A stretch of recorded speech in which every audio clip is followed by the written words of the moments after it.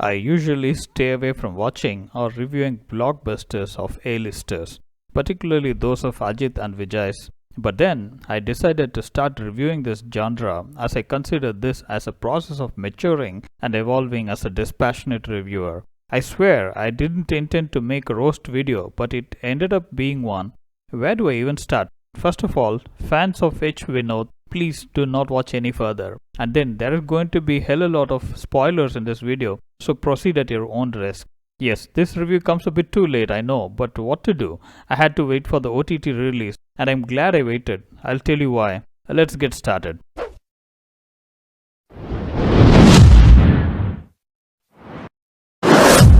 Hello everyone, welcome back. This 2023 Pongal release brings Ajith on screen once again in partnership with H.Vinoth and Boney Kapoor. H.Vinoth has become Ajith's go-to director of recent, and I assumed it was for good reasons since I have not watched Valimai or Nerkonda Parvai.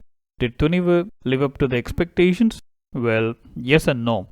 The story goes like this. A bunch of criminals pull a heist on one of the private bank branches in Chennai to loot 500 crores of rupees. Just when they think that they have everything in control, they realize that there is one nameless man who goes by the name Devil who is pulling a larger heist in the same branch. Now, the hunter becomes the hunted and Devil controls the looters. Devil's plan being looting a much bigger amount, which he claims to be 5,000 crores, which leaves the looters confused. Where is this 5,000 crores? Why does Devil intend to loot the money? What happens along the way? That's what this 2 hours and 23 minutes movie is all about. No prizes for guessing. This is an all and out Ajith show. He is a cool mastermind devil who single-handedly controls everything. Naturally.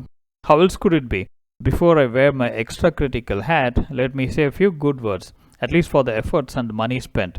If you have watched the movie and are not an Ajith fan and found yourself squirming uncomfortably in your seat while watching the movie, then it is quite normal. You need not consult a doctor. So, if we accept this normality and proceed to watch, this is what we get to watch.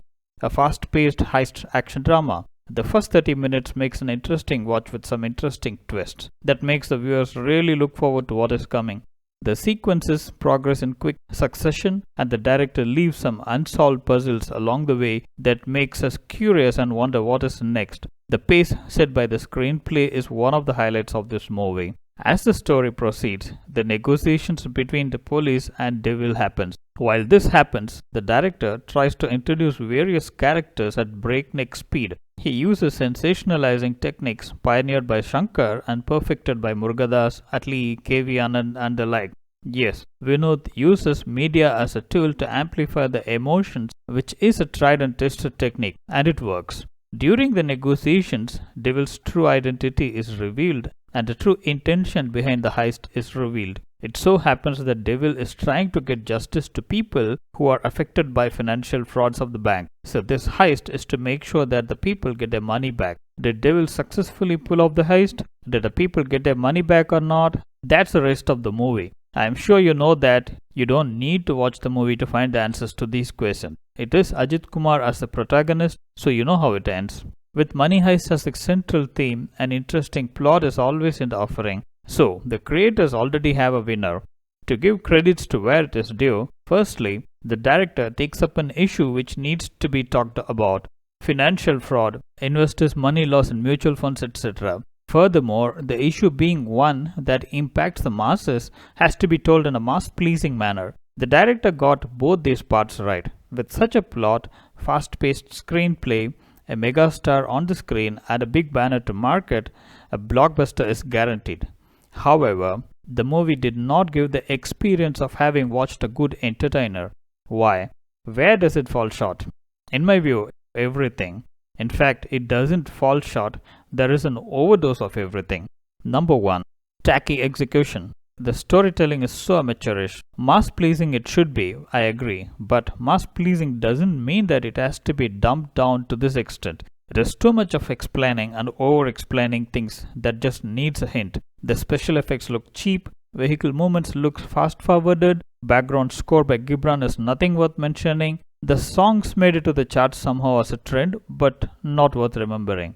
Number 2. All the characters other than Ajith are caricatures. The characterization is so bad. The police and press people are either horny or corrupt or both. The chairman, CEO, and the top management guys are all crooks and idiots. The thieves are amateurs, and I can go on and on about the way everyone is characterized. Vinod has forgotten the simple fact that the protagonist's invincibility is always amplified when the antagonist is equally smart and powerful. Here, the entire bunch of bad guys are portrayed as incompetent jokers, which makes it difficult to root for the devil. Even the motivation behind devil taking up the cause is not solid enough. So, as a non-Ajith fan, there is nothing convincing to look forward to after the first 30 minutes. Hence, the director tries to bridge the gap through media sensationalism.